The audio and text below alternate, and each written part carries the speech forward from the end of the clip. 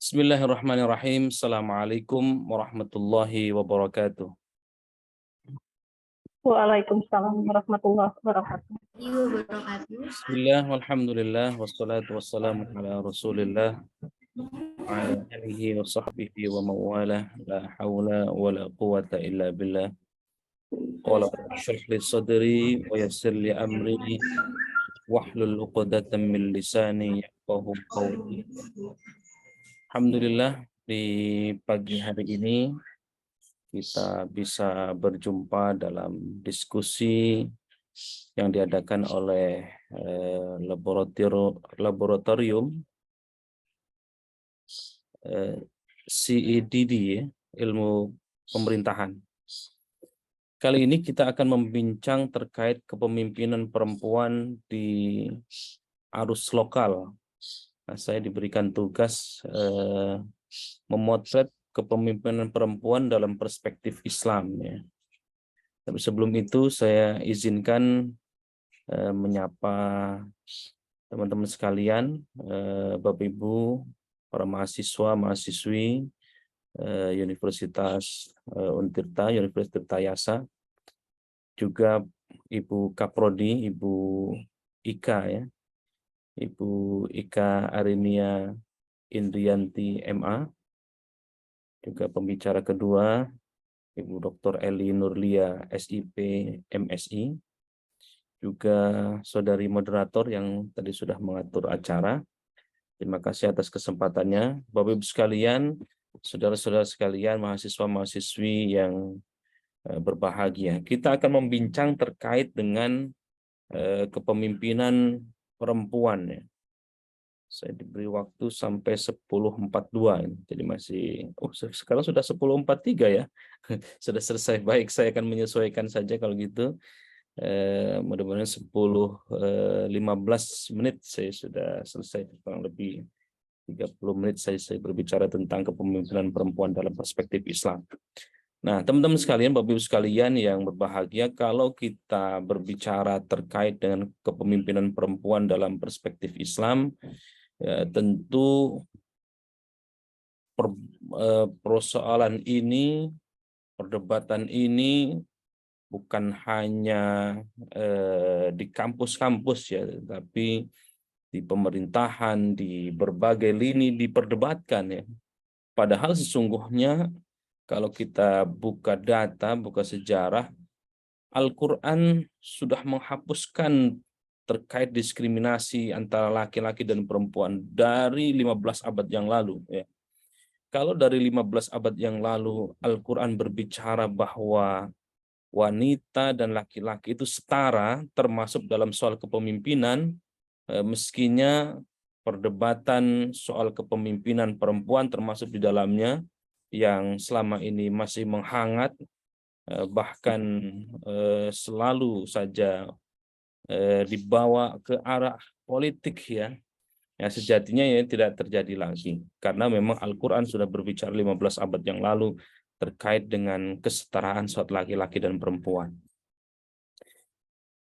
Di teks Quran misalnya kita bisa lihat, kita bisa buka, ya, Bapak sekalian, para mahasiswa, di surah An-Naml ayat 23 itu, di situ ada kepemimpinan perempuan yang kalau Quran sudah berbicara, maka sesungguhnya 14 abad yang lalu, 15 abad yang lalu sudah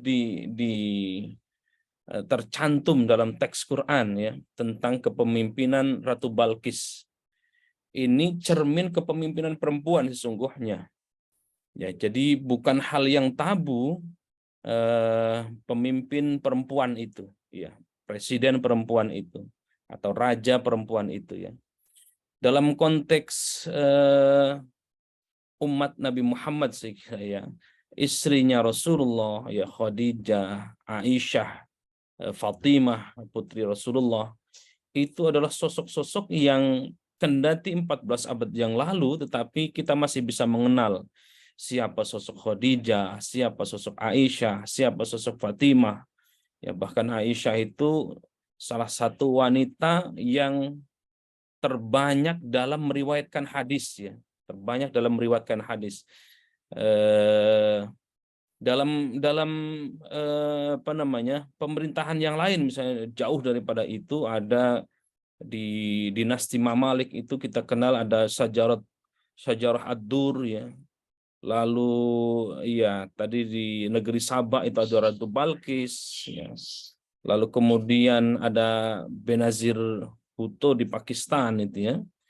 Lalu ada Begum Khalidah Zia di Bangladesh.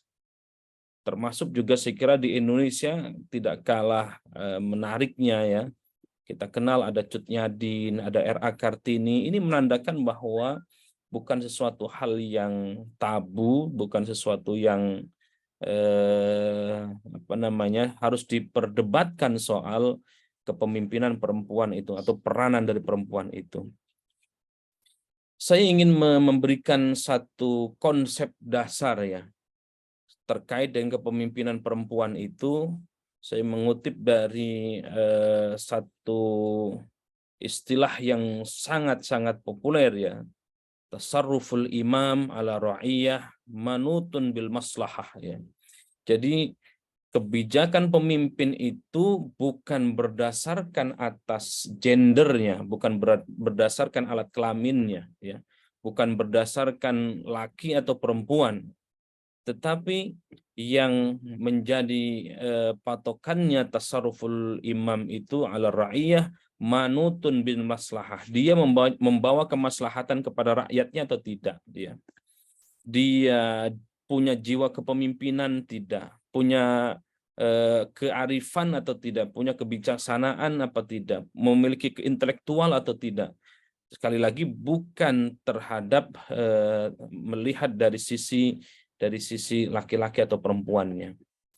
Ya, ini yang sering dijadikan pro kontra dalam membahas soal kepemimpinan perempuan ya.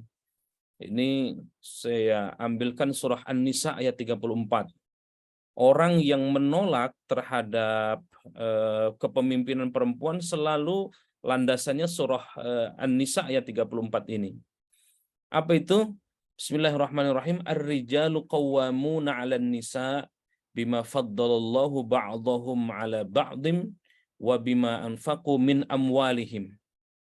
Nah, ar-rijalu qawwamuna 'alan nisa, kaum laki-laki itu pemimpin bagi kaum wanita. Ini sering yang digarisbawahi oleh pegiat-pegiat yang menolak terhadap kepemimpinan perempuan ya. Ya. Surah An-Nisa ayat 34 ini. Bima faddalallahu ba'dahum ala ba'd ya. Oleh karena itu Allah melebihkan sebagian ya laki-laki itu atas sebagian yang lain. Di sini adalah wanita ya. Wa bima anfaqu min amwalihim, dan mereka laki-laki itu telah menafkahkan sebagian dari harta mereka. Ya. Ketika dalil ini kemudian menjadi satu alasan, ar-rijalu qawwamuna 'alan nisa, seolah-olah laki-laki itu adalah pemimpin bagi kaum wanita ya. Maka itu dalil ini pun dipahami secara beragam oleh banyak kalangan termasuk para mufassir. Saya bukakan misalnya kalau kita buka tafsir Al-Kabir, tafsir yang ditulis oleh Ar-Razi itu menjelaskan bahwa ayat 34 tadi itu menjelaskan bahwa kelebihan laki-laki ya, teksnya ar-rijalu qawwamuna 'alan nisa bima faddalallahu ba'dahum 'ala ba'd. Di sini kata Ar-Razi dalam tafsir Al-Kabir bahwa kelebihan yang dimiliki oleh laki-laki dibandingkan perempuan itu disebabkan memang keunggulan akal dan fisiknya. Tuh, bayangkan mufassir telah menjelaskan terkait dengan tafsiran surah An-Nisa ayat 34 ini. Mau tidak mau Ar-Razi misalnya memberikan satu statement bahwa memang laki-laki itu memiliki keunggulan dari sisi baik itu fisiknya maupun dari sisi akalnya. Kita lihat dari misalnya tafsir Al-Kasyaf, ini juga tafsir yang cukup populer ya. Baik tafsir Al-Kabir, saya sengaja mencantumkan tafsir-tafsir yang populer menjelaskan tentang surah An-Nisa ayat 34 ini. Az-Zamakhsyari dalam tafsir Al-Kasyafnya mengungkapkan bahwa memang keunggulan laki-laki itu dibanding perempuan baik dari sisi akalnya, ketegasannya, tekad yang kuat, kekuatan fisik dan keberanian.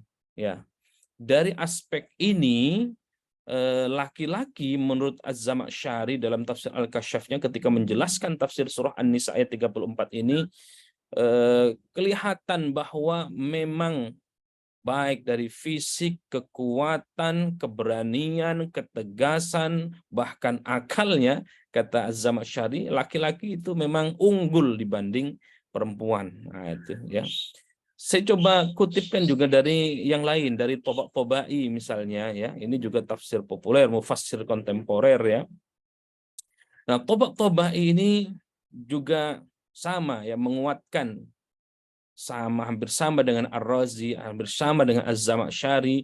Tabatabai itu dalam tafsir Al-Mizan ya, memberikan penjelasan soal kepemimpinan perempuan, terutama mengutip surah An-Nisa ayat 34 ini, kata Tabatabai, kelebihan akal yang dimiliki oleh laki-laki itu memang mampu melahirkan jiwa-jiwa keberanian. Jadi akal manusia, akal laki-laki yang memiliki kelebihan di antara yang perempuan itu, lalu kemudian dari kelebihan akal yang dimiliki oleh laki-laki itu melahirkan jiwa yang berani, jiwa yang kuat, kemampuan dalam mengatasi kesulitan. Nah, itu pengakuan atau tafsiran dari Tabatabai. Dan sebaliknya perempuan dipandang sensitif, emosional gitu ya. Ya, ya. Itu tafsir-tafsir yang ada yang ditulis oleh ulama-ulama Timur Tengah ya. Coba kita lihat misalnya tafsir Indonesia. Buya Hamka misalnya punya karya tafsir namanya Tafsir Al-Azhar. Ternyata juga tidak jauh berbeda dengan tafsiran-tafsiran sebelumnya.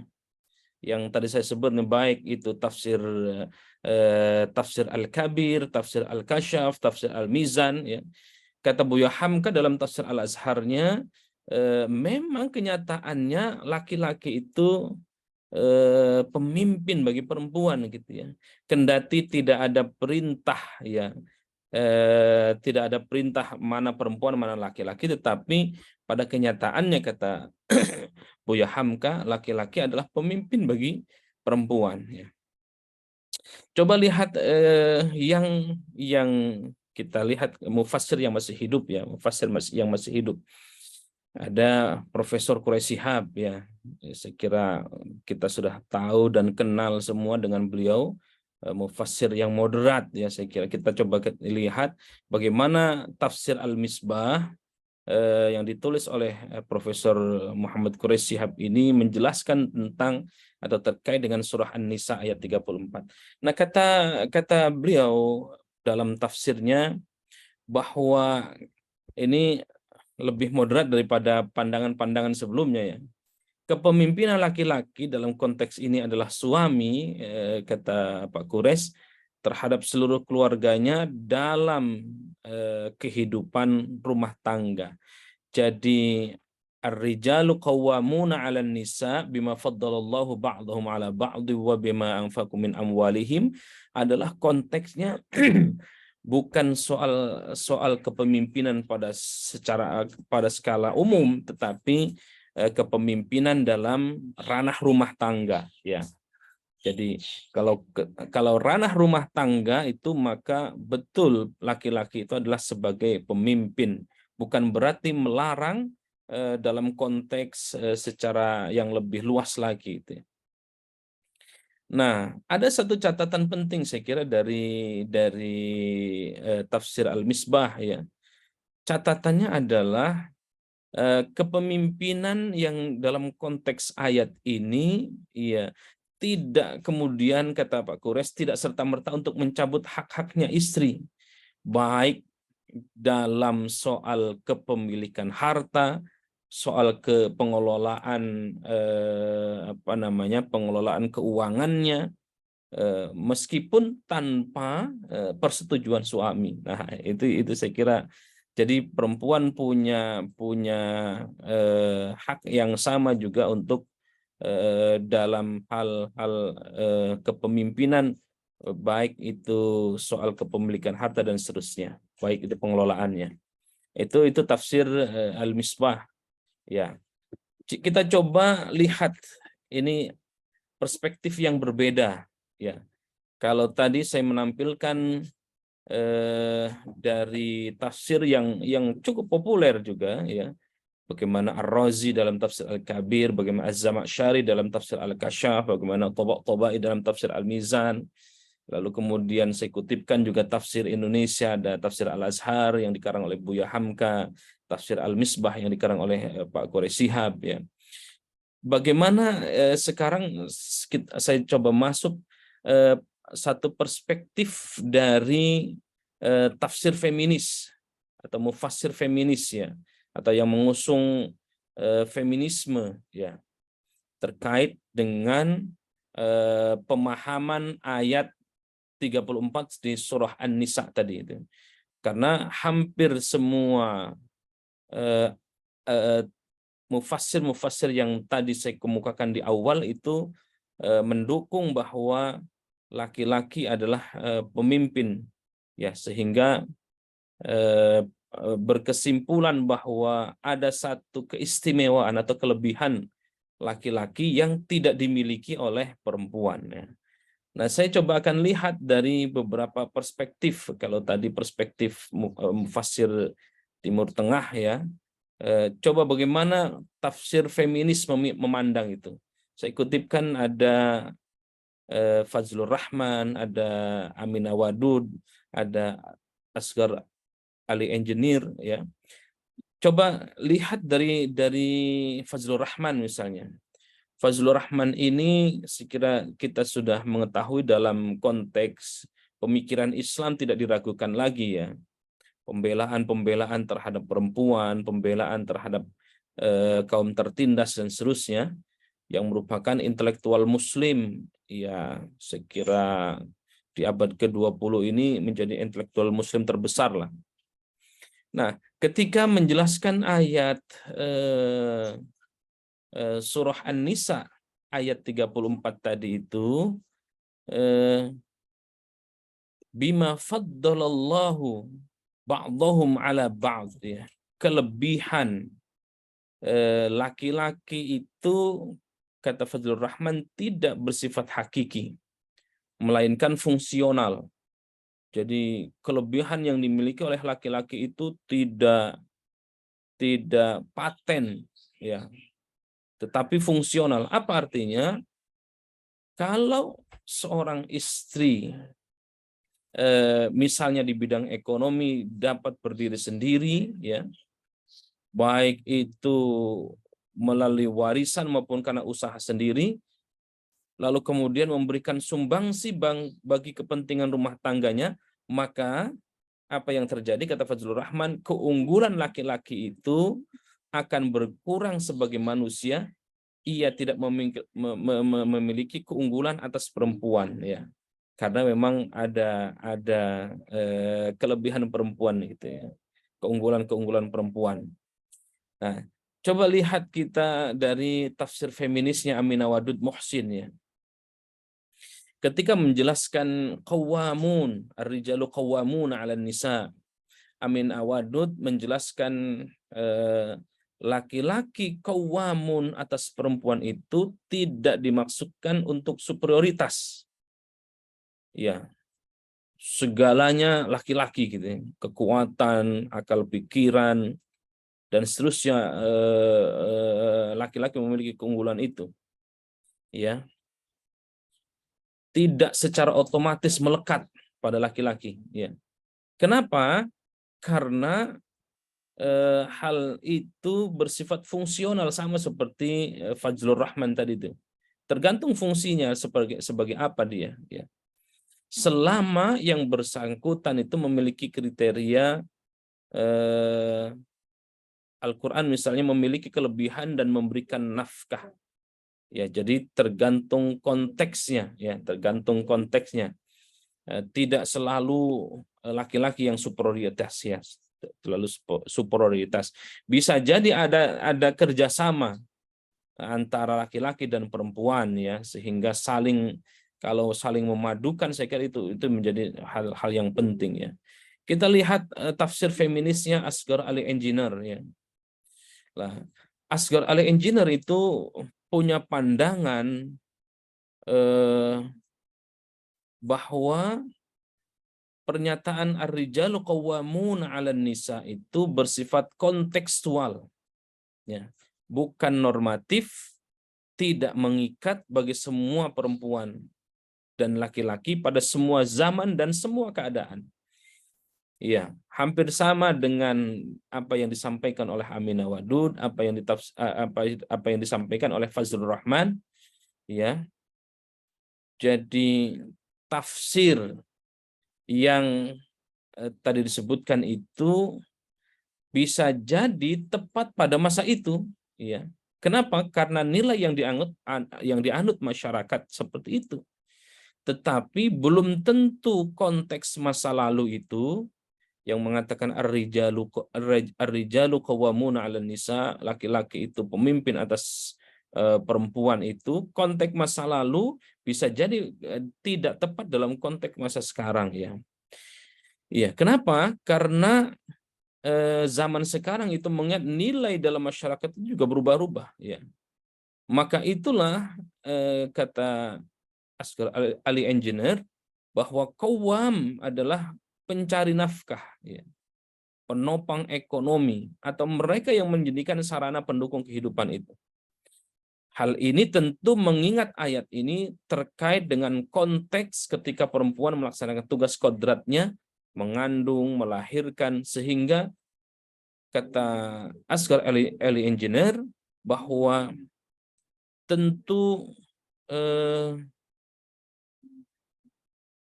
qawwam yang berarti pencari nafkah, penopang ekonomi, atau penyedia sarana kehidupan ini mengingat, ya, konteks perempuan melaksanakan tugas kodratnya yang tadi mengandung, melahirkan, ya.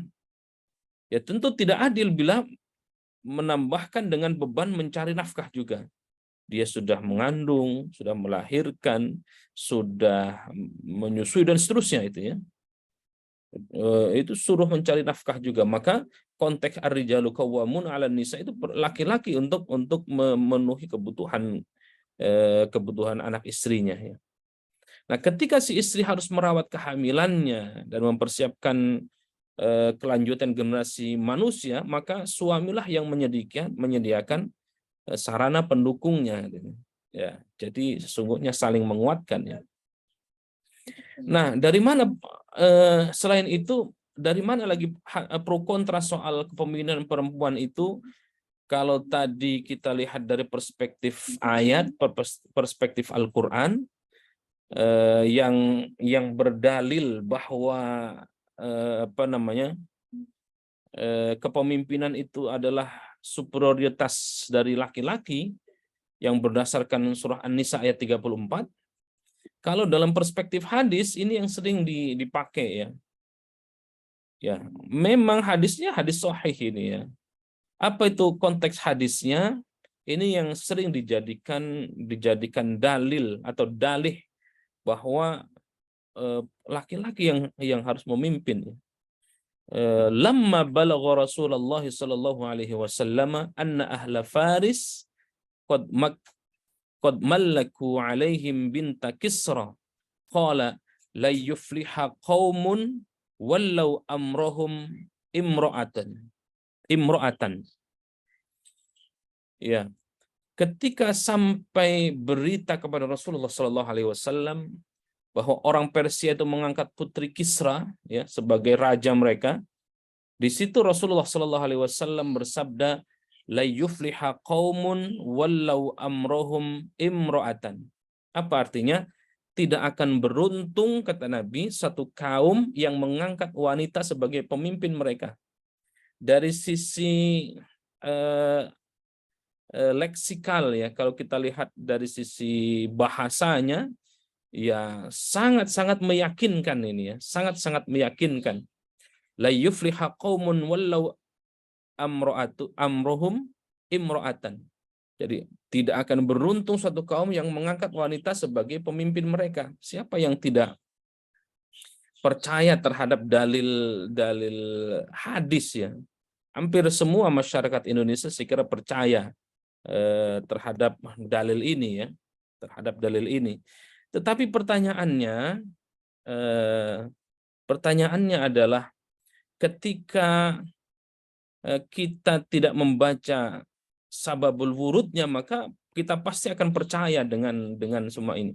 Padahal Nabi berbicara soal ini tentu dalam konteks yang sesuai dengan konteks masa itu gitu, masa itu ya. Ya.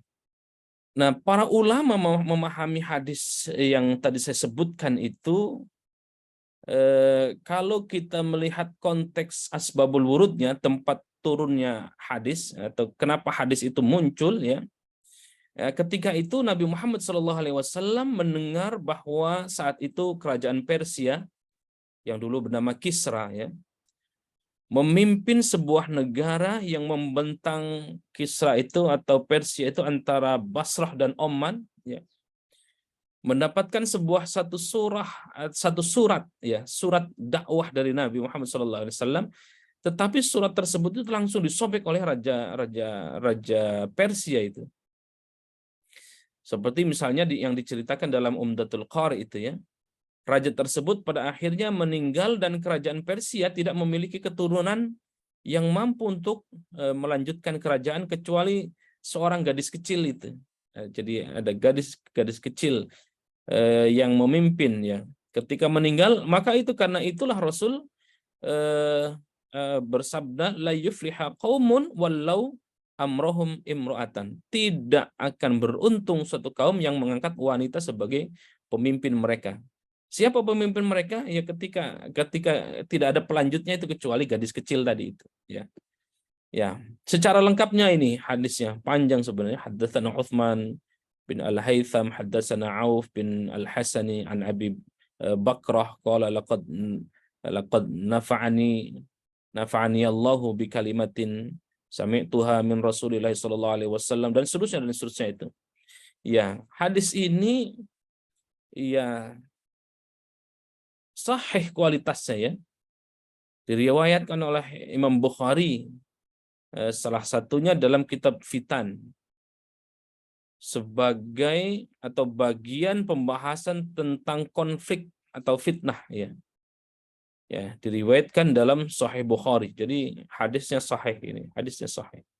Apa pro kontranya? Coba kita lihat. Imam Al-Baghawi ketika memberikan alasan seorang imam, seorang pemimpin harus keluar berjihad mengurus urusan permasalahan umat ya. Sedangkan perempuan tidak mampu untuk mengatur untuk urusan umat itu karena dianggap perempuan itu lemah ya.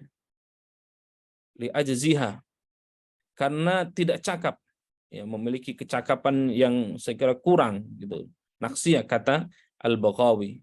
Nah, dalam konteks itulah hadis Nabi tentang larangan perempuan memimpin mendapatkan maknanya. Nah, keumuman perempuan dalam redaksi hadis yang tadi saya bacakan itu tidak bisa dijadikan sebuah dalil pelarangan perempuan menjadi pemimpin. Sebagaimana dalam istilah ahli tafsir itu al-ibrah bi khususi sabab la bi umumil lafadz ya. Nah, dengan demikian dalam konteks yang lebih substantif, tentu pesan Nabi bisa kita pahami sebagai upaya preventif terhadap orang yang tidak layak untuk memimpin sehingga mendatangkan kemudaratan bagi rakyat. Dalam hal ini adalah terkait dengan karena memang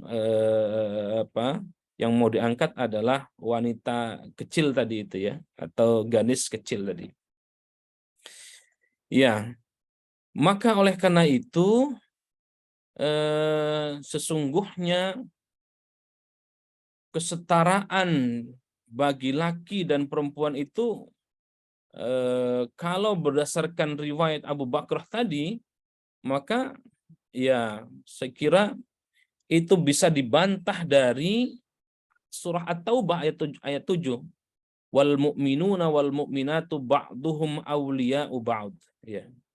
Orang-orang beriman baik laki-laki maupun perempuan sebagian mereka menjadi penolong bagi sebagian yang lain, sebagai wali, ya, sebagai ya pemimpin, aulia di sini.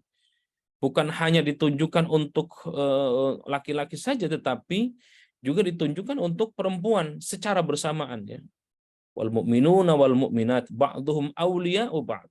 Jadi baik laki-laki maupun perempuan bisa kedua-duanya untuk memimpin, ya.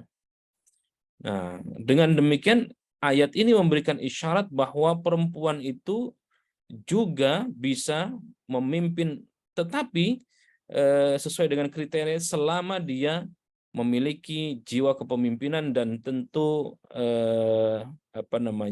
memiliki kriteria yang seperti yang di awal saya sampaikan.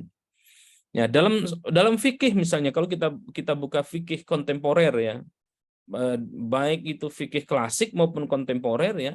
Fikih klasik misalnya ada Ali As-Sabuni, Ibnu Katsir, Mustafa As-Sibai, Ibnu Hazm Az-Zuwaini.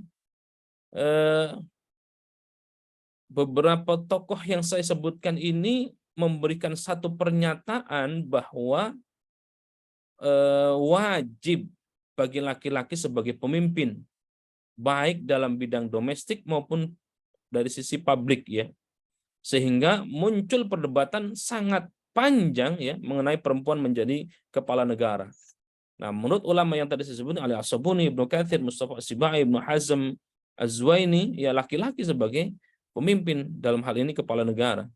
Tapi tidak untuk ulama kontemporer, ya. Ulama kontemporer misalnya saya sebut Yusuf Al-Qaradawi, Wahbah Az-Zuhaili, Abul A'la Al-Maududi, mereka membolehkan perempuan menjadi pemimpin, tetapi hanya dalam lingkup legislatif, gitu. Kalau ulama ini, baik itu DPR, MPR, hakim, mufti, dan juga mujtahid perempuan, ya. Ya, saya kira itu, ya. Sehingga saya berkesimpulan yang terakhir 1 menit lagi menjelang jam 11.15, ya. Saya punya kesimpulan bahwa perempuan atau kepemimpinan perempuan dapat dilakukan dalam urusan politik, organisasi maupun pemerintahan, silakan. Tidak ada perbedaan baik pria maupun wanita. Meskipun tadi ada kontroversi antara ulama, ya. Ada yang boleh kan, ada yang tidak, ya. Kelayakan seorang pemimpin itu bukan dari jenis kelaminnya, namun dari sisi kompetensinya, kecakapan mereka. Tetapi memang saya memberikan catatan penting di akhir kesimpulan ini, dalam agama memang dalam konteks perwalian, imam sholat, perwalian nggak bisa perempuan, imam sholat nggak bisa perempuan, ya. Memimpin keluarga, ya tetap laki-laki. Perempuan tidak dapat memimpin karena memang adalah sesuai dengan syariat agama. Imam sholat sampai hari ini banyak imam itu saya kira semuanya bersepakat imam sholat itu adalah laki-laki, atau laki-laki tidak boleh bermakmum kepada perempuan kalau sesama balik. Saya kira ini yang bisa saya sampaikan tepat di jam saya 11.15. Wallahu a'lam bishawab. Saya kembalikan lagi ke moderator. Assalamualaikum warahmatullahi wabarakatuh. Waalaikumsalam warahmatullahi wabarakatuh. Waalaikumsalam warahmatullahi wabarakatuh. Luar biasa, terima kasih banyak Bapak atas penyampaian materinya yang sangat-sangat luar biasa terkait dengan bagaimana sih perempuan ditinjau dari perspektif Islam, khususnya dari tafsir-tafsir Al-Quran, hadis, dan pendapat dari berbagai tokoh ternama lainnya di dunia. Baik teman-teman, kita mungkin lanjut dulu nih kepada pemateri selanjutnya yang sudah luar biasa juga. Sebelum itu, izinkan saya untuk membacakan CV dari pemateri kedua. Nama, Ibu Dr. Eli Nurlia SIPS MSI, tempat dan tanggal lahir, Bandung, 31 Agustus 1984, riwayat pendidikan S3 pembicara di berbagai kegiatan dan memiliki karya-karya tulisan yang sangat luar biasa dengan fokus riset terkait dengan topik diskusi kita kali ini, yaitu adalah perempuan dan juga politik. Di antaranya itu adalah Women Leader Victoria as he single candidate in the election in District of Lebak, Banten, Indonesia in 2018, contribution of women leaders in reducing poverty living areas in developing countries, case study Lebak, District Banten, Province Victoria's political strategy, politics and women's leadership, women's political participation in public leadership, dan masih banyak lagi. Luar biasa atas tulisan-tulisannya dan juga pengalamannya dengan berbagai organisasi serta pembicara di kegiatan sebelumnya. Baiklah, tanpa menunggu lebih lama lagi, saya persilahkan kepada Ibu Dr. Elinor Lia SIPMSI untuk menyampaikan materinya. Oke, baik. Terima kasih, Tasya. Ya. Assalamualaikum warahmatullahi wabarakatuh. Waalaikumsalam. Alhamdulillahirrabbilalamin. Ya. Kita bisa berkumpul di diskusi ini. Yang saya hormati Ibu Kaprodi, Ibu Ika Rini Indriani MA, kemudian juga Bapak Yebi sebagai Kepala Lab. Kemudian juga tak lupa ya, paling spesial pembicara kita, Pak Kiai, apa kabar? Tadi belum sempat menyapa ya, Pak Dr. Hasani Ahmad, Said MA, yaitu juga Kaprodi Ilmu Tasawuf dari Fakultas Usuluddin UIT Syarif Hidayatullah. Gitu. Kalau bertemu belum ya Pak Kiai, tapi kita beberapa kali pernah webinar di Matlabul Anwar ya. Alhamdulillah, saya sangat senang Pak Kiai ketika saya chat langsung mengiyakan untuk menjadi narasumber, menjadi pembicara di acara ini. Sungguh luar biasa ya. Tadi saya serasa gimana ya, saya jadi pengen kuliah di UIN. Kemudian terima kasih kepada panitia ya yang sudah sangat luar biasa, para atlet, kemudian juga teman-teman mahasiswa lainnya yang sudah hadir. Berbicara terkait dengan kepemimpinan perempuan, saya tadi sudah mendengarkan, menyimak, gitu, saya full on cam. Ada beberapa yang memang sudah disampaikan, jadi mungkin saya juga tidak menyampaikan lagi, gitu kan.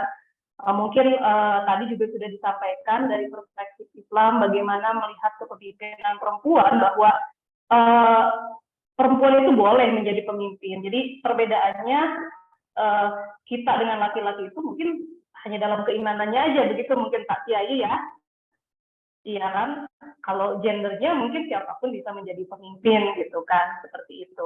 Kemudian juga tadi menarik ya, ketika berbicara misalkan dari zaman ke zaman, dari Putri Balkis gitu kan, menceritakan Pak Kiai ya sungguh luar biasa gitu, bahwa perempuan itu dari zaman dahulu sudah memiliki posisi yang sangat istimewa. Memang laki-laki dan perempuan semuanya istimewa. Kita partner dengan laki-laki gitu. Jadi kelebihan perempuan juga laki-laki juga memiliki kelebihan. Jadi kalau saya mungkin melihatnya perempuan dan laki-laki adalah kita partner. Kita mungkin ada salah satu yang tidak dimiliki laki-laki, kita perempuan bisa saling mengisi ya kekosongan itu. Mungkin bisa next ya. Sebentar, jangan dulu next. Udah next ya. Ini secara umum ya kepemimpinan. Boleh next Natasya? Ya, baik Ibu. Ya, nggak apa-apa, sambil jalan aja. Secara umum adalah bagaimana bisa menginfluence ya, bagaimana bisa mempengaruhi kepemimpinan itu kan. Jadi mungkin sebenarnya laki-laki dan perempuan sama-sama bisa mempengaruhi ya kalau itu gitu kan. Baik laki-laki dan perempuan bisa jadi pemimpin ya.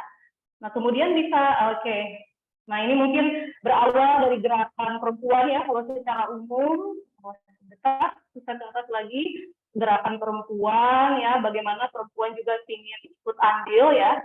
Tapi sebenarnya ya perempuan, apalagi kalau kita lihatnya di arah lokal ya, jadi perempuan-perempuan pemimpin itu di Indonesia sebenarnya sudah lebih maju gitu. Jadi waktu saya ikut salah satu acara misalkan konferensi bahwa Indonesia lebih maju dulu. Jadi ada Megawati Soekarno Putri yang pernah menjadi presiden luar biasa gitu kan. Jadi negara-negara lain bahkan negara-negara maju yang belum pernah presidennya perempuan, walaupun mencalonkan misalkan dulu Hillary ya mencalonkan tapi misalkan tidak sukses ya atau tidak menang. Tapi di Indonesia luar biasa. Jadi dulu ada anggota konferensi kita peserta gitu kayak ngasih applause kepada Indonesia karena Indonesia bisa melahirkan pemimpin perempuan untuk kancah nasional gitu. Seperti itu. Kemudian tadi mungkin kalau gerakan-gerakan perempuan, para mahasiswa juga sudah tahu bagaimana perempuan-perempuan juga ingin setara ya. Yang dimaksud di sini adalah ingin sama-sama berpartisipasi di dalam ruang publik, ingin berpartisipasi di dalam pemerintahan dan politik ya. Apakah masih terdengar Natasha suara saya? Oke. Oke, baik, bisa next Natasha. Teman-teman mungkin bisa next. Oke ya, saya Oke, nah kemudian kalau kita hubungkan dengan pemerintahan, kepemimpinan pemerintahan itu seperti apa? Yaitu sama ya, mengelola organisasi, diantaranya ada eksekutif, ada legislatif, ada yudikatif, yaitu secara umum, karena kita ada di lingkup organisasi ya, yang bagaimana kita bisa melayani masyarakat, melayani publik ya, seperti itu. Maka mungkin dengan adanya kepemimpinan perempuan bisa punya nilai plus sendiri ya. Silakan next.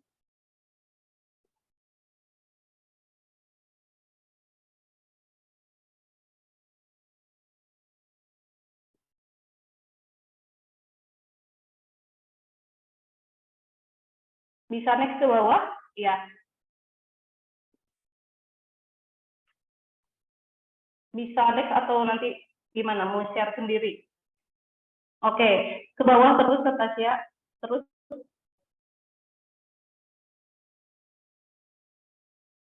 Oke. Di sini mengapa perempuan menjadi pemimpin? Ya alasan-alasannya misalkan ada emansipasi, kemudian alasan keadilan, ya, alasan kenapa harus ada perbedaan, kemudian juga alasan kesetaraan. Ini sebenarnya sudah sangat lampau ya, kita masih memperdebatkan ini, tetapi tentunya masih ada saja perdebatan-perdebatan terkait dengan kepemimpinan.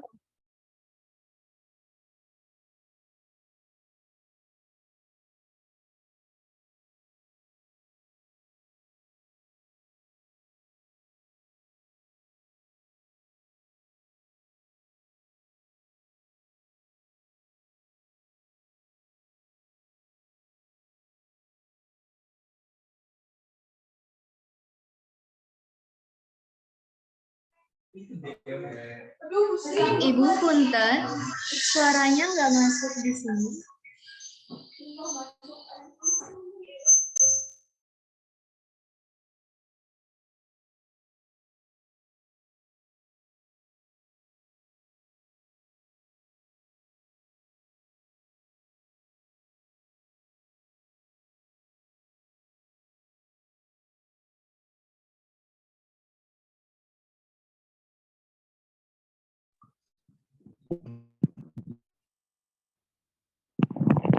Tidak ada suaranya nih.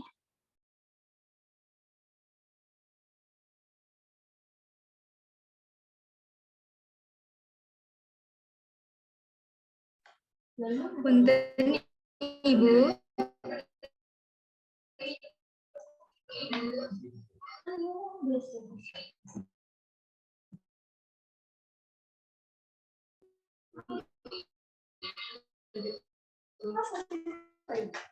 Mohon maaf Ibu.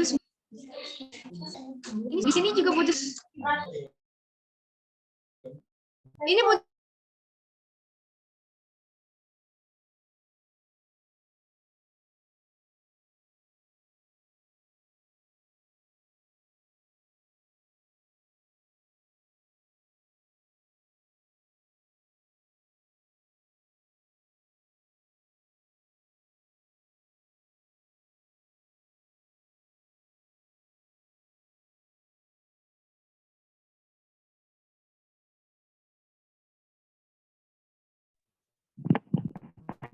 Suara tidak masuk nih.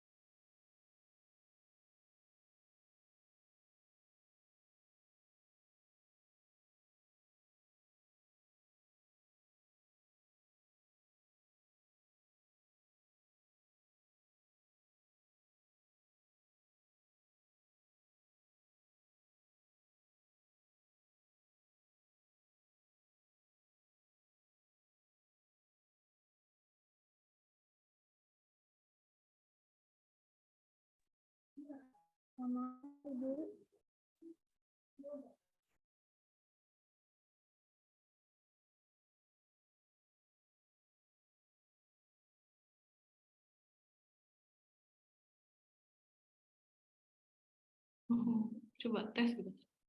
Tes, Natasha. Baru ada Bu suaranya, Bu. Oh, jadi dari tadi nggak ada suaranya? Iya. Iya, sayang banget. Iya, tidak ada yang ngechat ya. Oke. Singkat aja ya. Mohon maaf ya, Ibu. Jadinya Transfernya jangan gangguan. tadi Pak Kiai, aduh, saya tak ada suara katanya ya. Ya. Tadi kenapa ya? Oke ya.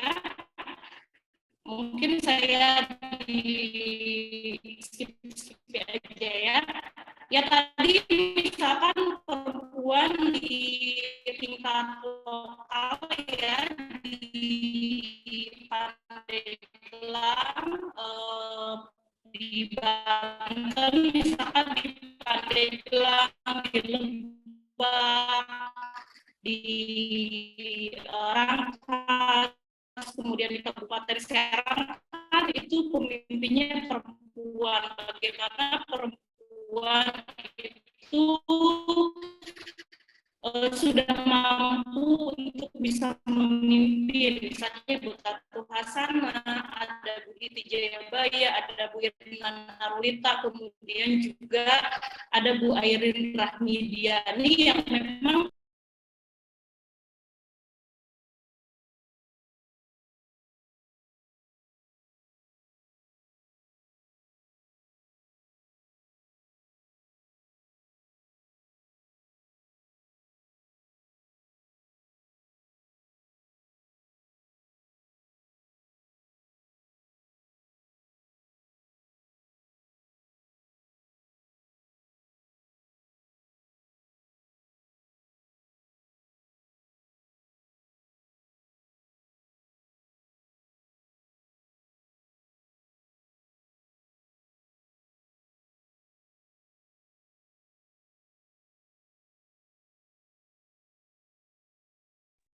ya kayaknya sempat terputus-putus ya, Natasha. Suaranya masih ada nggak? Masih sedikit putus-putus, Ibu. Oh gitu, apa saya harus pindah tempat ya? Saya kayaknya pindah ke ruang dosen deh, sebentar ya. Maaf ya Pak Kiai, kayaknya saya tadi di ruang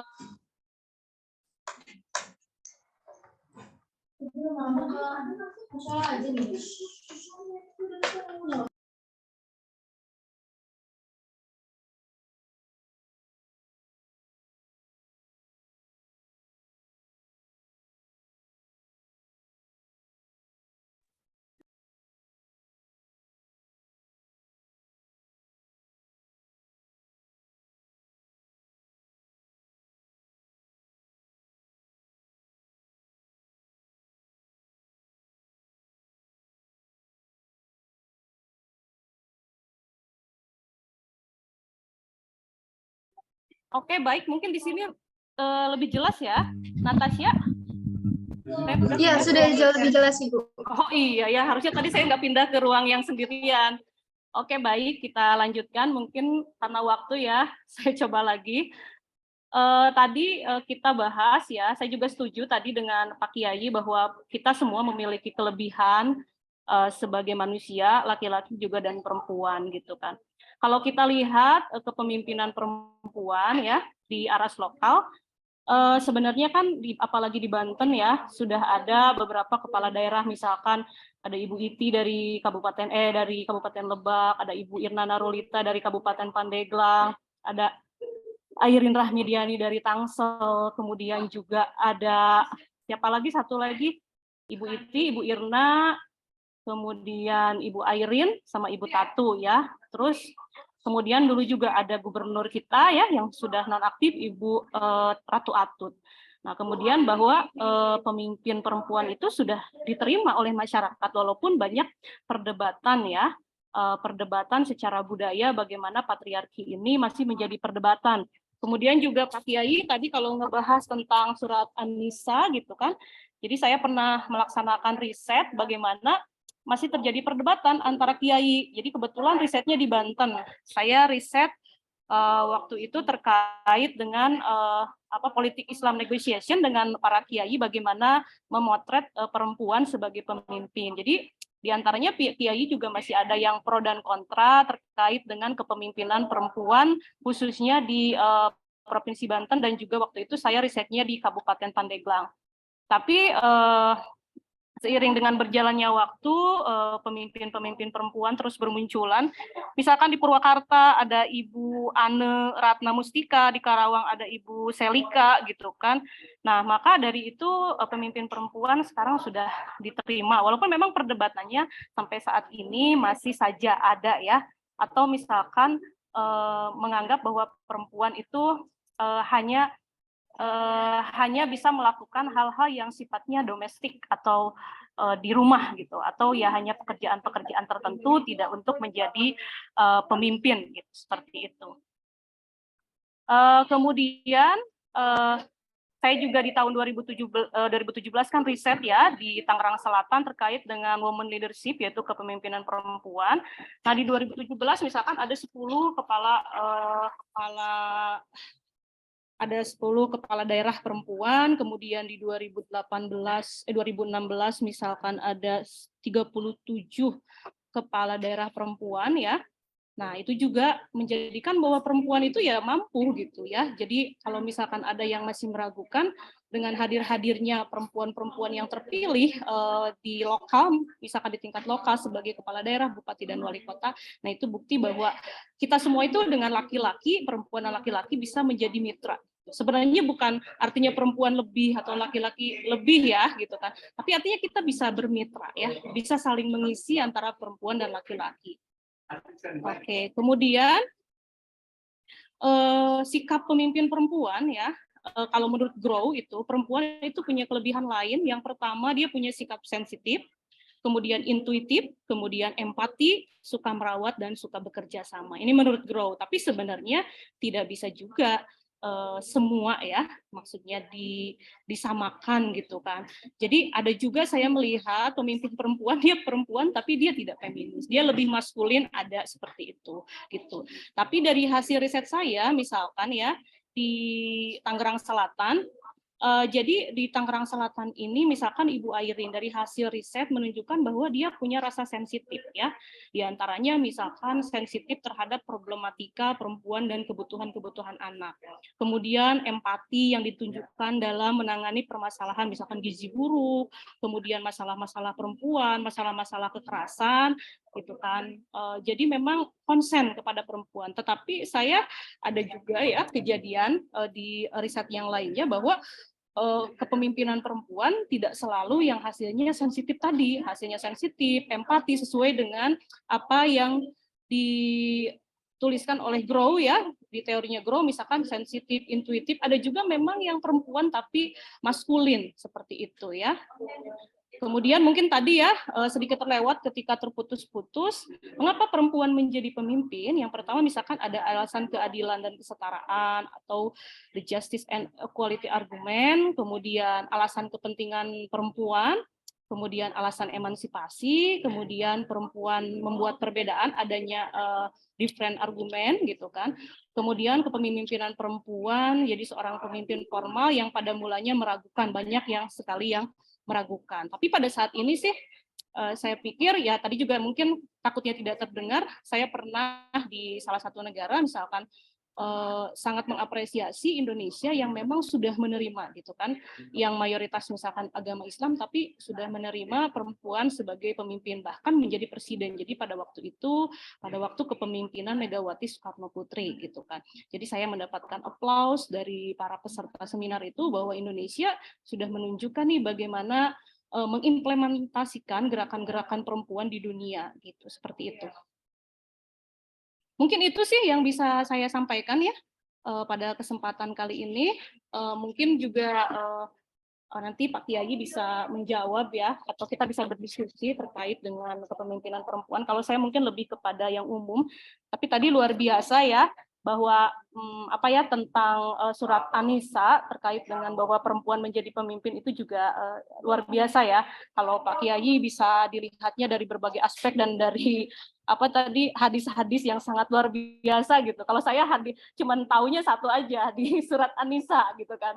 Kalau Pak Kiai tadi sudah banyak, mungkin saya nanti harus ke UIN ini, harus belajar panjang lebar gitu ya terkait dengan hal ini, atau kita harus ngadain diskusi nih di PBMA Pak Kiai di bidang dakwah, karena kita kalau secara umum sih rata-rata ya mudah gitu untuk membacanya. Tapi kalau secara misalkan kita dipandang dari ilmu tasyawuf atau hadis gitu, Al-Quran hadis, kita memang perlu pemikiran yang lebih dalam lagi nih. Kita PBMA harus mengadakan acara nih Pak Kiai, kita akan usul tambah ini ya terkait dengan hal tersebut. Mungkin itu saja yang bisa saya sampaikan. Mohon maaf tadi mungkin kendala ya, harusnya saya tidak pindah dari sini. Mohon maaf apabila ada kekurangan. Silakan kita untuk berdiskusi. Terima kasih Natasha atas segala perhatiannya. Terima kasih juga teman-teman semua. Sekian. Terima kasih. Assalamualaikum warahmatullahi wabarakatuh. Waalaikumsalam warahmatullahi wabarakatuh. Luar biasa. Terima kasih banyak atas penyampaian materinya yang disampaikan oleh Ibu Eli dan juga tadi pemateri pertama Bapak Hasani terkait dengan bagaimana perempuan di aras lokal. Kedengeran kan?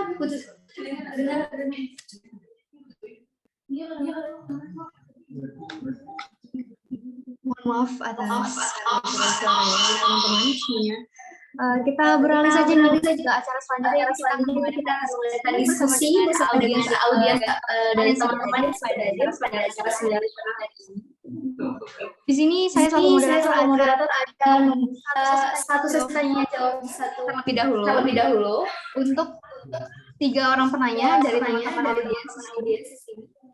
Bagi teman-teman yang ingin bertanya, boleh raise hand terlebih dahulu.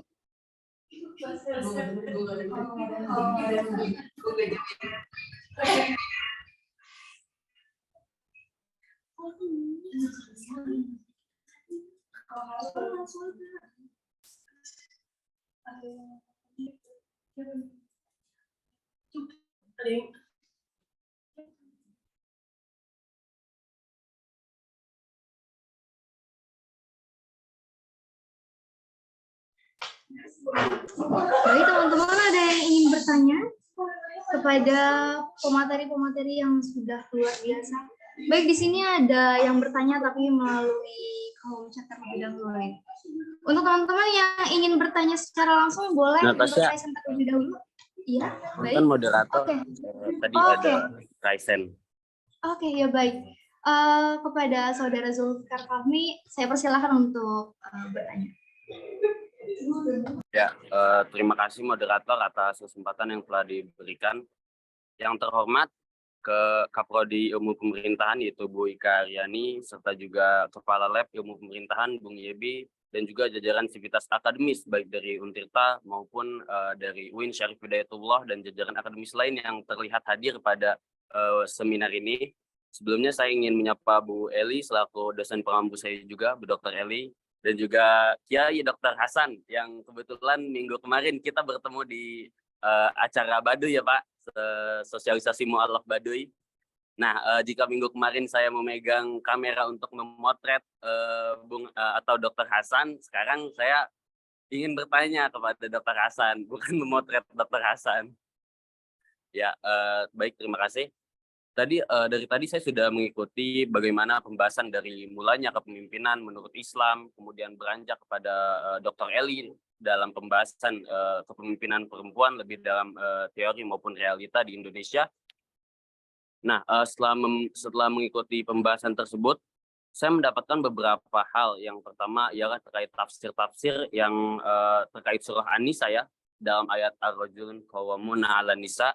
Nah, itu juga menjadi salah satu polemik dan perdebatan yang begitu panjang hingga saat ini, meskipun telah banyak-banyak tafsir yang hadir, dan tafsir-tafsir memang lebih banyak membahas terkait keunggulan pria dalam masalah kepemimpinan.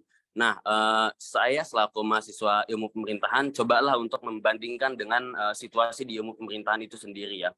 Kita berbicara mengenai kepemimpinan lokal, tapi saya ingin lebih berbicara mendalam di ranah yang lebih lokal, yakni kepada ranah desa. Dari tadi kan saya rasa tidak ada pembahas terkait isu desa, yang ada mungkin kabupaten, kota, yang mana memang perkembangan dari kabupaten dan kota dengan desa itu tentu berbeda gitu.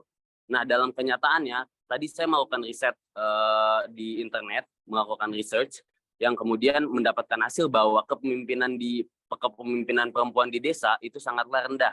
Dan juga bukti nyata dari rendahnya tersebut ialah adanya kepala desa yang merupakan gender perempuan hanyalah sebesar 5% saja dari 100% kepala desa di Indonesia. Meskipun kepala desa tidak mengeneralisir bahwa kepemimpinan ataupun pengaruh dari adanya perempuan di suatu desa itu sangatlah rendah. Tapi seperti yang telah dikatakan oleh Bu Eli tadi, adanya perempuan itu masih dalam budaya patriarki di desa ya. Dalam desa itu budaya patriarki masih kental, di mana perempuan dianggap nggak usah berpendidikan jauh berbahas mengenai kepemimpinan. Bahkan pendidikan saja pun di desa-desa para orang tua itu masih ketika kamu lulus SMA, kamu hanya fokus untuk siap untuk dilamar ataupun siap untuk dipinang. Nah, yang dalam kontekstual ini tentunya sangat berbeda dengan perihal kepemimpinan, dan terlebih kepemimpinan dalam tafsir-tafsir Islam tadi banyak mengunggulkan pria. Jadi pertanyaan saya ialah bagaimana cara mengubah keadaan yang terjadi, budaya patriarki yang masih mengental di berbagai desa di Indonesia, yang kemudian kita dapat sandingkan dengan tafsir-tafsir Islam tadi, baik kepada Dr. Hasan dan Dr. Eli. Mungkin itu pertanyaan yang ingin saya ajukan. Terima kasih.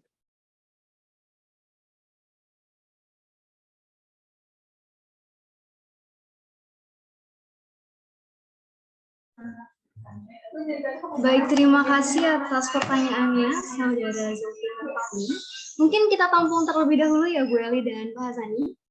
Baik, kita lanjut ke panel kedua. Di sini sudah ada Saudara Saidi. Boleh langsung saja untuk on mic dan menyampaikan pertanyaannya. Oke, baik. Bismillahirrahmanirrahim. Assalamualaikum warahmatullahi wabarakatuh.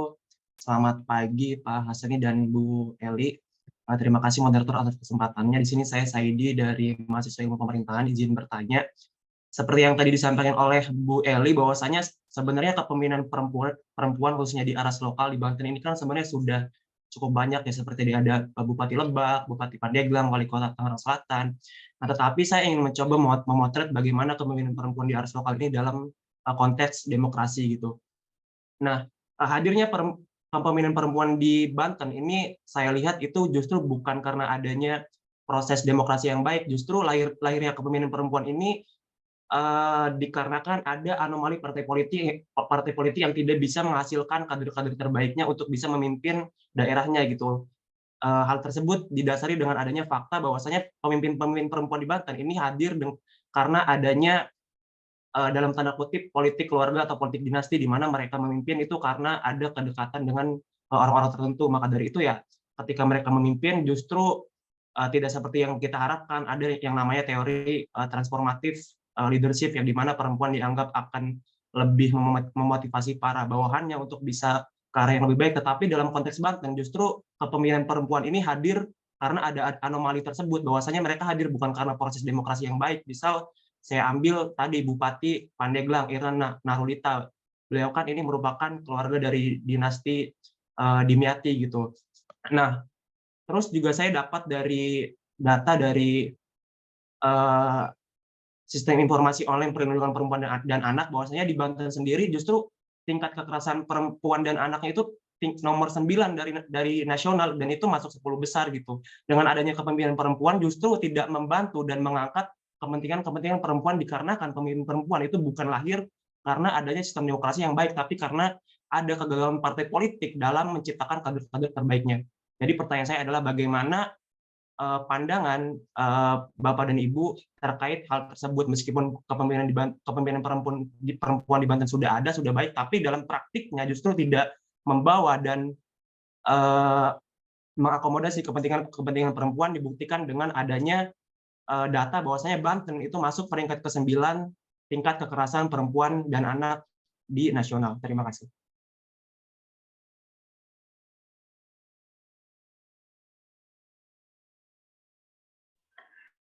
Baik, terima kasih banyak Saudara Saidi atas penyampaian pertanyaannya yang cukup luar biasa menarik terkait dengan bagaimana politik lokal juga ya, terkait dengan bagaimana kepemimpinan perempuan saat ini di Banten.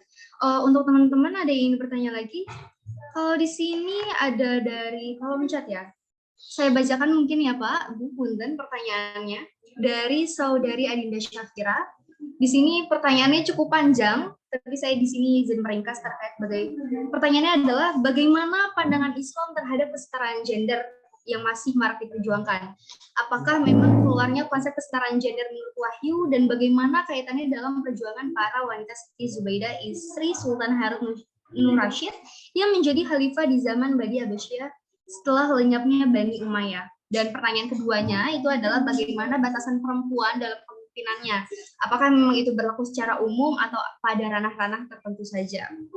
Dan bagaimana kaitannya dengan Arjalu Qaumuna ala Nisa tersebut yang tadi sudah disampaikan oleh Bapak Hasan. Baik teman-teman, di sini kita sudah ada 3 pertanyaan. Kita akan kulik nih satu-satu dan diskusi terlebih dulu.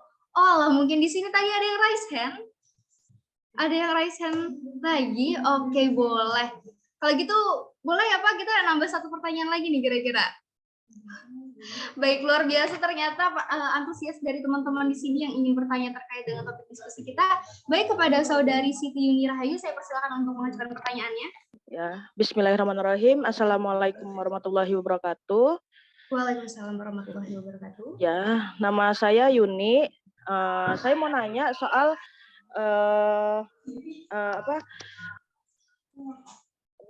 permasalahan tentang keterlibatan perempuan dalam dunia politik. Sebenarnya kebetulan banget saya pernah dapat tugas kayak gini juga, yaitu kan saya menjawabnya yaitu dalam sosialisasi politik, perilaku politik pada peringkat warga negara biasa dan perilaku politik perempuan pada peringkat elit politik. Perbedaan perilakunya ini adalah dijelaskan sebagai perbedaan sejarah sosialisasinya, yaitu bagaimana perempuan belajar mengenai seks role yang pantas di bidang politik. Terus kendala dan permasalahan perempuan dalam bidang politik yaitu adanya anggapan jika wanita kurang cepat dan tegas dalam pengambilan keputusan, dan perempuan yang ikut berpartisipasi dalam parlemen hanya bertujuan untuk memenuhi kuota yang memang dipersiapkan hanya untuk perempuan agar perempuan dianggap memiliki wadah aspirasi dalam keterwakilan rakyat. Nah, pada tugas saya yang kali ini waktu itu pas saya kuliah di UT Jakarta, diberi tanggapan balik oleh dosennya yaitu soal, bentar ya, saya lihat tanggapan dosennya juga, yaitu dosennya bilang permasalahan awal yang dialami oleh wanita ketika hendak aktif di dunia politik diawali karena ideologi patriarki di dalam keluarga. Nah, yang nggak saya mengerti ini maksudnya gimana gitu? Apakah emang dunia ideologi patriarki dalam keluarga ini emang ikut menjadi pembatas awal dalam oleh perempuan dalam mengikuti dunia politik atau bagaimana gitu? Jadi penjelasan dosen dan jawaban saya di tugas ini tuh belum saya mengerti dengan baik itu. Mungkin pemateri di sini bisa menjelaskan lebih ya soal seperti itu. Terima kasih. Baik, terima kasih kembali atas pertanyaannya Saudari Siti Yuni Rahayu terkait pertanyaan tersebut. Mungkin terkait ideologi patriarki ini sejalan ya dengan pertanyaan pertama tadi yang sudah disampaikan oleh Saudara Zulfikar Fahmi terkait dengan bagaimana pemikiran-pemikiran lokal yang masih cenderung menganut adanya budaya patriarki di dalamnya. Baik, jadi pertanyaannya akan saya gabungkan nih dari pertanyaan saudari Siti dengan saudara Zulfikar Fahmi. Izin mengulang kembali pertanyaannya, yaitu terkait dengan bagaimana sih kira-kira mengubah pemikiran patriarki jika disandingkan dengan tafsir Islam, dan apakah ideologi patriarki ini menjadi suatu pembatas awal dalam peran perempuan itu masuk dalam dunia politik. Seperti itu, mungkin saya persilakan terlebih dahulu kepada Bapak Hasani Ahmad Sahid untuk menyampaikan jawabannya nih Pak, terkait dengan bagaimana tafsir Islam dan pembatas awal dalam politik tersebut. Baik, terima kasih moderator dan para penanya yang antusias luar biasa ya. Baik, terkait dengan beberapa pertanyaan sebenarnya yang terkait dengan kajian Islamnya, yang satu tadi terkait dengan ar-rijalu qawwamuna 'alan nisa ya. Tapi saya coba akan merangkum semuanya dari 4 penanya dan 1 pertanyaan dari dari chat ya. Ya, dalam perspektif Islam sesungguhnya tidak ada perbedaan dalam soal kepemimpinan dari sisi gendernya. Nah, itu yang pertama.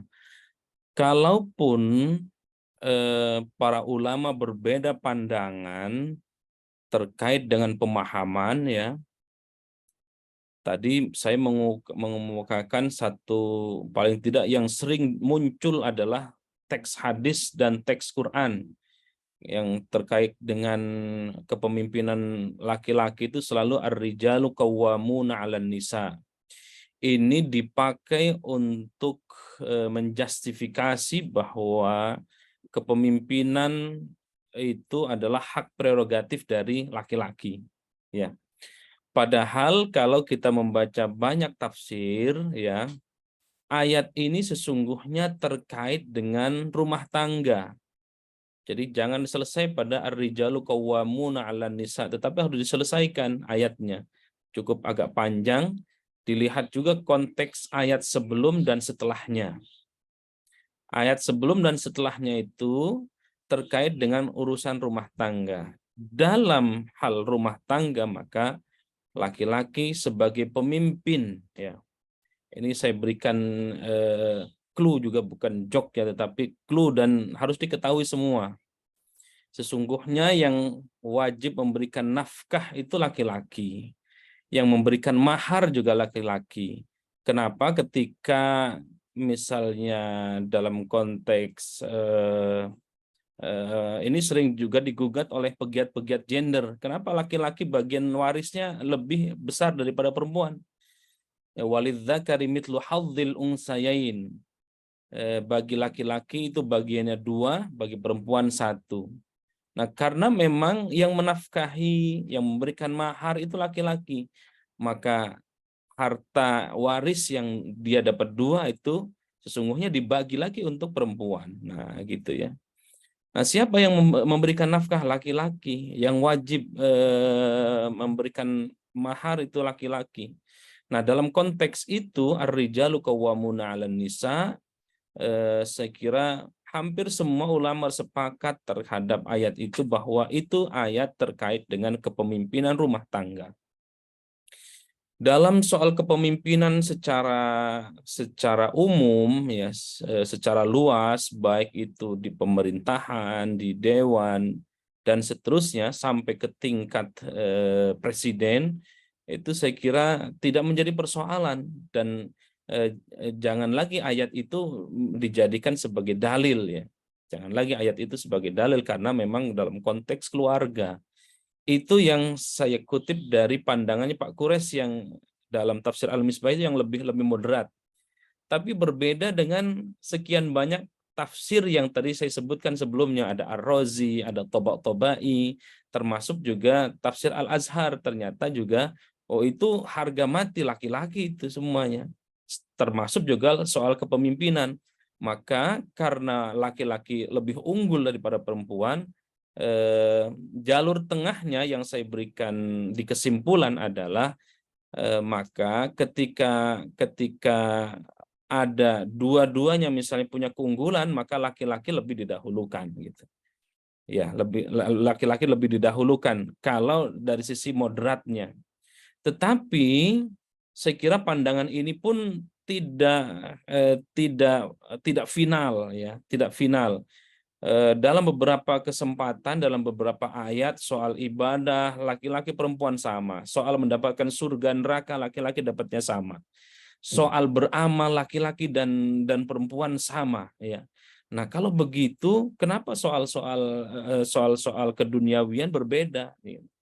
Soal-soal keduniawian berbeda, mestinya sama saja. Mestinya sama saja. Nah, pandangan inilah yang harus terus kita gulirkan ya. Nah, termasuk di dalamnya tadi sempat disinggung soal kepemimpinan di desa. Ya, memang dikaitkan dengan patriarki. Ya, dari dulu sampai sekarang termasuk di Indonesia patriarki itu lebih dominan ya, lebih dominan. Sehingga itu sesungguhnya bukan menjadi hukum ya. Menjadi hukum, tetapi hanya seolah-olah itu menjadikan kebenaran, sumber kebenaran, padahal tidak. Teks Qur'annya tidak berkata demikian, teks hadisnya tidak berkata demikian. Kendati ya, kalau berbicara teks keagamaan, kalau kita mau mencari dalil bahwa laki-laki lebih dominan, ya terlalu banyak juga dalilnya. Begitupun yang perempuan gitu, untuk mencari kelemahan terhadap perempuan itu juga banyak kelemahannya. Tetapi sebagai maka saya hadirkan konteks kepemimpinan, bagaimana para mufassir belakangan ini ya, para mufassir belakangan ini yang mencoba tidak lagi berdebat soal gendernya ya. Selama dia punya kompetensi, punya keahlian, punya kepiawaian, silakan maju. Termasuk bahkan di dalam teks agama yang agak radikal itu, saudara-saudari moderator, soal agama ya. Soal agama itu jangan lagi, sebagian kecil ulama itu jangan lagi dijadikan faktor utama karena dia non muslim, kemudian ada pemimpin muslim non muslim, maka non muslim dimusuhi dan seterusnya. Kalau punya kecakapan dan punya kesadaran dan sekaligus punya empati terhadap masyarakat, ya silakan pilih itu. Nah, yang terakhir soal dinasti tadi ya. Nah, termasuk ini di dalamnya, ini menjadi problem saya kira di mana-mana ini ya. Saya kira di kampus pun sama, mungkin ya mungkin. Kalau rektornya NU, maka dekan terus sampai dosennya orang NU semua. Kalau menterinya, menteri agamanya NU, terus semuanya NU. Kalau Muhammadiyah semua. Kalau orang Banten yang memimpin, orang Banten semua. Kalau suku tertentu, ini seharusnya tidak boleh lagi. Ini sudah ditegaskan dalam surah Al-Hujurat oleh Allah Subhanahu wa taala. Allah tidak melihat dari sukunya, rasnya, bahasanya, warna kulitnya, tetapi yang Allah lihat adalah kualitas keimanan dan ketakwaannya. Dalam soal pemimpin, tentu soal kualitas dia bisa memimpin atau tidak. Kalau soal kepemimpinan di daerah, bukan dari keturunannya, bukan dari dinastinya, tetapi hanya untuk merubah. Ini memang sulit sekali masyarakat kita ini. Harus, kalau mahasiswa yang hadir di sini ada 77 punya pemahaman yang sama, mendakwahkan yang sama, mensyiarkan yang sama, saya yakin itu meskipun dia anaknya wali kota atau dia punya famili dengan gubernur dan seterusnya, tidak akan terpilih. Tetapi yang dipilih adalah kualitasnya. Mudah-mudahan kesadaran ini yang saya kira hasil diskusi ini bisa disiarkan. Terima kasih saudari moderator. Wallahu a'lam bishawab. Assalamualaikum warahmatullahi wabarakatuh. Waalaikumsalam warahmatullahi wabarakatuh. Luar biasa, terima kasih banyak Bapak atas jawabannya yang sudah mencakup dari keempat pertanyaan yang sudah disampaikan oleh para penanya hari ini. Mungkin kita beralih nih terkait dengan bagaimana nih pendapat dari Ibu Eli Nurlia terkait dengan beberapa pertanyaan yang sudah disampaikan. Mungkin terkait kita fokus kepada pertanyaannya saudara Saidi ya.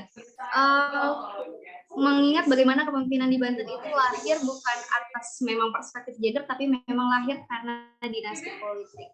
Kira-kira bagaimana tanggapan Ibu terkait dengan hal tersebut, Ibu? Baik, terima kasih Natasha ya. Tadi sebelum Saidi ada ya? Siapa lupa namanya? Mahasiswa siapa tuh? Sebelum Sebelum Saidi Saidi. itu ada Zulfikar Fahmi terkait dengan Ya. bagaimana mengubah pemikiran patriarki jika disandingkan dengan tafsir agama. dan Katanya juga ya, tafsir oke Islam. ya. Kalau tadi Zulfikar, saya sebelum ke Saidi ya, ke Zulfikar. Sebelumnya saya ucapkan terima kasih ke Pak Kiai ya, tadi sudah merangkum semuanya. Saya juga setuju gitu ya dengan apa yang disampaikan oleh Pak Kiai tadi ya. Mungkin saya menambahkan sedikit aja tadi dari Zulfikar, misalkan kepala desa hanya 5% ya. Terus ini ada hubungannya dengan pertanyaan dari yang tadi yang mungkin kuliah di UT atau apa tadi ya, yang katanya bahwa ideologi politik patriarki itu masih sangat kental ya ketika misalkan ingin menjadi pemimpin atau ingin berpartisipasi dalam politik ya. Tadi siapa ya namanya? Oh, Siti kalau nggak salah namanya Siti Yuni ya. Yuni Rahayu. Oh, Yuni Rahayu ya. Oke, Mbak Yuni ya. Jadi itu sangat betul ya, bagaimana keluarga itu bisa membentuk kita ya. Kan kita diawalinya dari keluarga semuanya bisa membentuk kita. Misalkan kalau yang dibesarkannya dari yang memang budaya patriarkinya sangat ketat gitu, artinya itu ya memang harus laki-laki semua gitu. Nah itu memang akan terjadi seperti itu gitu kan, akan terjadi bahwa oh ya udah yang perempuan di belakang saja gitu. Maka kita harus lihat tadi dari pernyataannya Pak Kiai bahwa laki-laki dan perempuan sebenarnya sama, apalagi mungkin dalam partisipasi politik.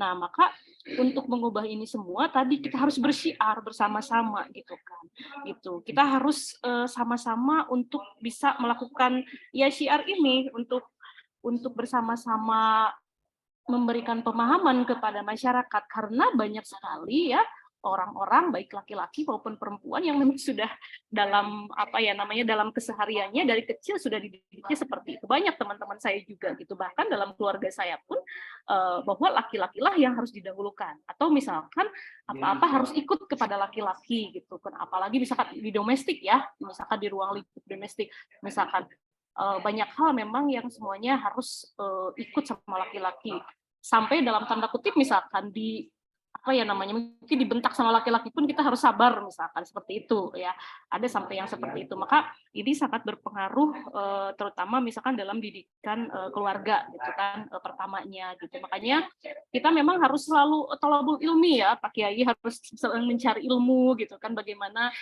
posisi perempuan ini, posisi kita ini ya yang perempuan, kemudian juga sama laki-laki juga gitu, bahwa memang kita selalu bersama-sama saling mengisi ruangan, saling mengisi ruang, kita dengan laki-laki saling melengkapi gitu.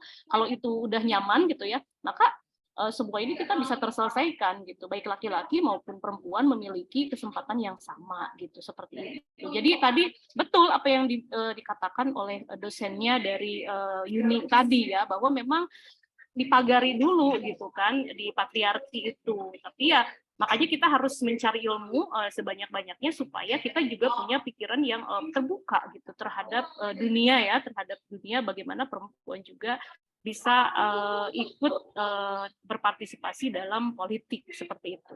Gitu. Mungkin kita banyak berpartisipasi, berdiskusi ya dengan perempuan-perempuan yang memang konsen bagaimana memperjuangkan perempuan-perempuan supaya aktif dalam politik, dan juga kemudian aktif dalam politik, kemudian bagaimana perempuan juga bisa hadir tidak hanya pada domestik tapi juga dalam ruang yang lebih luas lagi. Kemudian tadi yang dari Saidi, yang sebelum dari Saidi yang desa ya, bagaimana di sana itu karena di desa kan lekat dengan budaya patriarkinya gitu kan.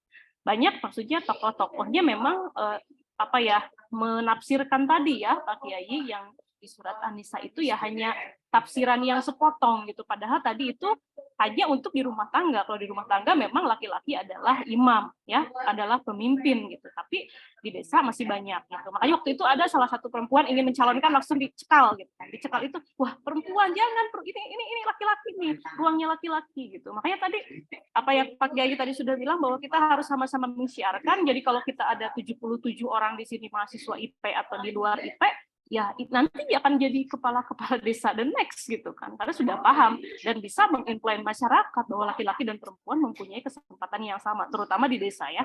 Kalau dalam kancah lokal misalkan di pemerintah daerah, di pemerintah daerah misalkan gubernur sampai nasional, sepertinya sudah sangat banyak ya, baik di Banten maupun di luar Banten. Nah, jadi ya kita ya sebagai perempuan, sebagai agen perubahan, bagaimana kita berkontribusi terhadap masyarakat dengan tadi itu ya, sama-sama menyiarkan kan perempuan dan laki-laki itu bisa berkontribusi dalam pemerintahan, dalam politik, seperti itu.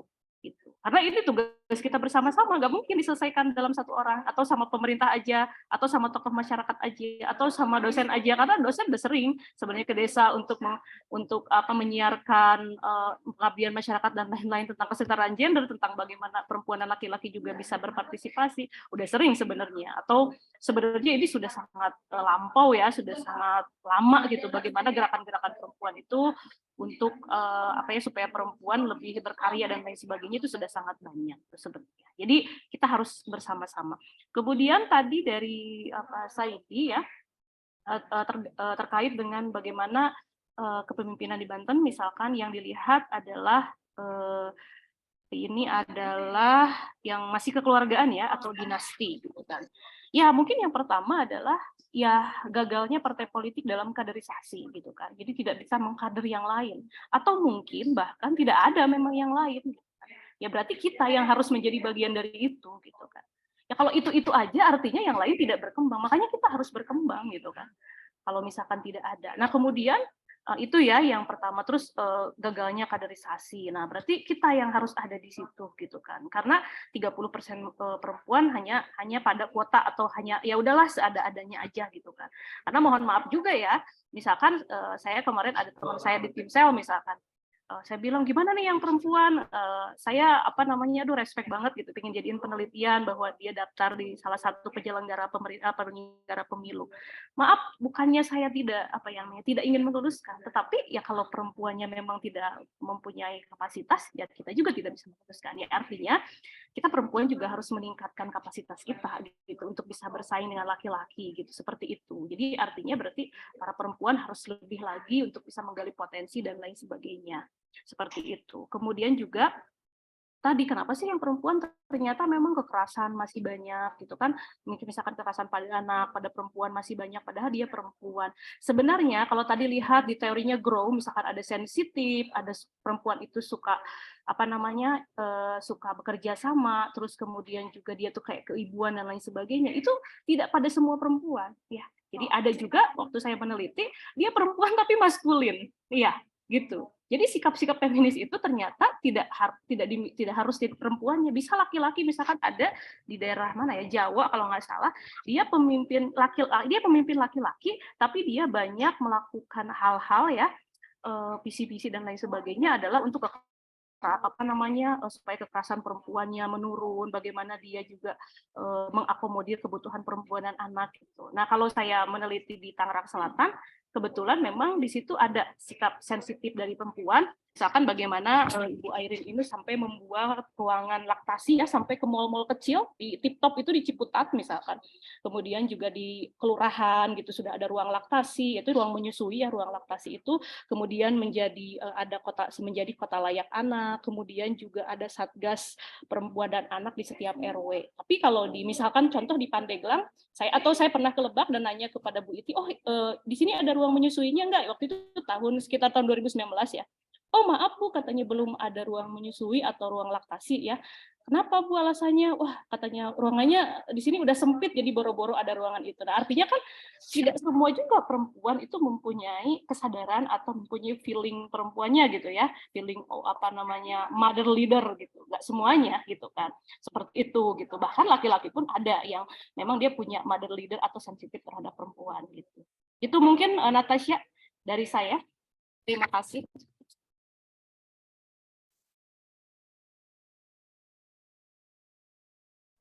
Baik, terima kasih banyak Ibu Yali dan juga Bapak Hasan Ahmad Said yang telah menyampaikan jawabannya dengan luar biasa sekali terkait dengan bagaimana tadi terkait dengan ideologi patriarki yang memang masih mendominasi juga di aras lokal kita, karena memang sejatinya budaya patriarki sendiri tanpa kita sadari sudah tertanam gitu dalam masa kita kecil, di mana banyak buku bacaan yang menuliskan ibu sedang memasak di dapur, sedangkan untuk ayah sedang membaca koran. Itu yang menunjukkan secara tidak langsung dalam garis kecilnya ideologi patriarki itu sudah ditanamkan bahkan dalam lingkup kita masih kecil gitu, sehingga ini menjadi peranan kita juga sebagai mahasiswa untuk bisa sama-sama menyiarkan terkait dengan bagaimana pemikiran-pemikiran bahwa semua perempuan itu juga setara dengan laki-laki, dan yang membedakan kepemimpinan itu hanyalah kemampuan dan juga keimanan dan ketakwaannya kepada Tuhan Yang Maha Esa. Baik teman-teman, mengingat waktu kita sudah siang hari ini dan sudah waktunya untuk makan siang, mungkin kepada Bapak Hasan dari Bali kami mohon maaf dari panitia atas keterlambatannya tadi.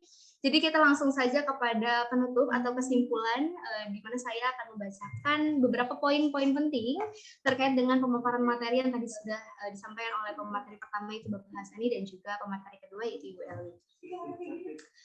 Baik, kesimpulan pertama dari pemateri Bapak Hasani Ahmad Said terkait dengan bagaimana perdebatan di ruang publik yang masih mendominasi bahwa perempuan itu adalah manusia kelas kedua dari laki-laki, sedangkan di dalam Al-Quran sendiri sudah dijelaskan bahwa adanya kesetaraan antara perempuan dan laki-laki, di mana juga dimulai dari adanya kepemimpinan Ratu Balkis dan juga beberapa tokoh perempuan pemimpin ternama di dunia saat ini. Sehingga pada dasarnya perempuan itu bukan menjadi suatu perdebatan lagi karena memang sudah memiliki hak yang setara dan itu sudah ditetapkan dalam Al-Quran. Selain itu juga tadi menjelaskan terkait dengan bagaimana pro kontranya yang didasari akibat multitafsir dari surat An-Nisa ayat 34, di mana juga tadi telah menjelaskan beberapa tokoh ternama dari Timur Tengah yang memang mendominasi bahwa laki-laki itu manusia yang lebih diutamakan dibanding perempuan, sedangkan juga ada tafsir feminis yang mengutamakan bahwa kelebihan laki-laki itu tidak hakiki melainkan hanya fungsional ataupun kontekstual dan normatif saja, dan juga pro kontra terkait dengan bagaimana kepemimpinan perempuan di dalam hadis dalam Islam. Dan pro kontra tentunya dalam wacana fikih Islam klasik serta kontemporer. Hal yang perlu di-highlight dalam pemaparan materi yang tadi adalah bahwa kelayakan seorang pemimpin perempuan itu bukan dinilai dari siapa, bukan dari gendernya, melainkan dari kemampuan serta kualitasnya untuk bisa memimpin dan kemaslahatannya bagi masyarakat banyak. Dan memang perlu di-highlight kepemimpinan perempuan itu tidak dalam semua hal, hanya dalam satu hal yang terbatas, yaitu dalam agama, perwalian, iman, sholat, dan juga perempuan sehingga dalam kata lain perempuan itu bisa memimpin dalam lingkup manapun selain hal tersebut.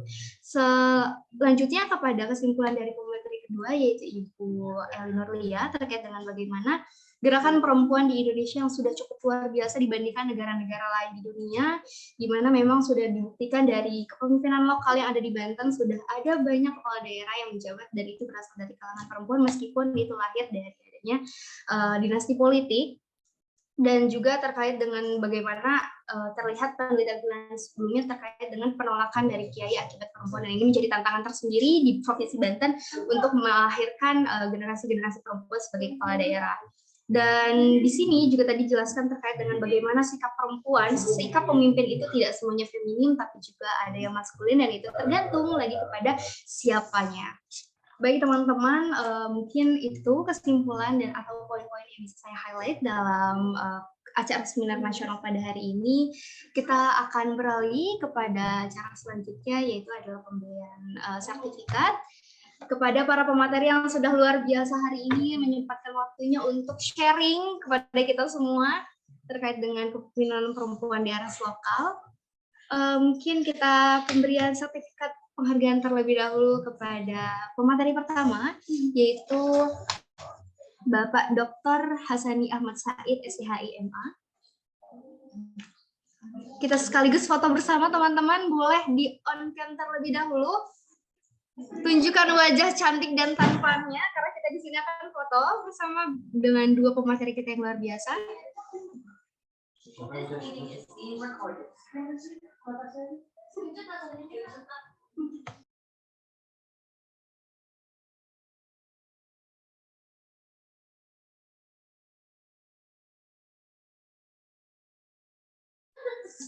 Mohon tunggu sebentar ya teman-teman dan para pemateri. Silakan.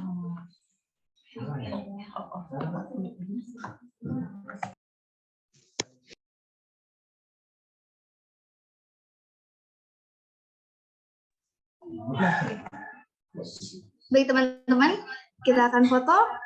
Siap, semua ready? Sudah on cam, sudah menunjukkan wajah cantik dan tampannya. Oke, 1, 2, lagi, semuanya 1, 2, 3. Oke, luar biasa. Terima kasih banyak Bapak Hasani sudah bersama kita. Kita beralih kepada pemateri kedua nih. Kita akan memberikan sertifikat penghargaan kepada Ibu Nurlia.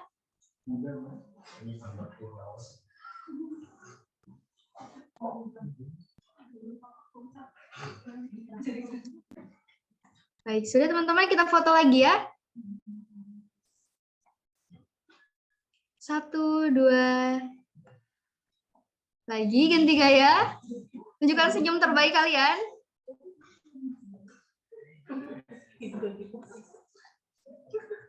Oke, luar biasa. Terima kasih banyak Ibu Eli dan juga Bapak Hasani Ahmad Said yang telah menyampaikan materinya yang sangat-sangat luar biasa pada siang hari ini. Saya Natasha Divani Azra selaku moderator memohon maaf apabila terdapat kata-kata yang salah baik dalam penyebutan nama ataupun gelar ataupun tingkah laku yang kurang berkenan. Sebelum itu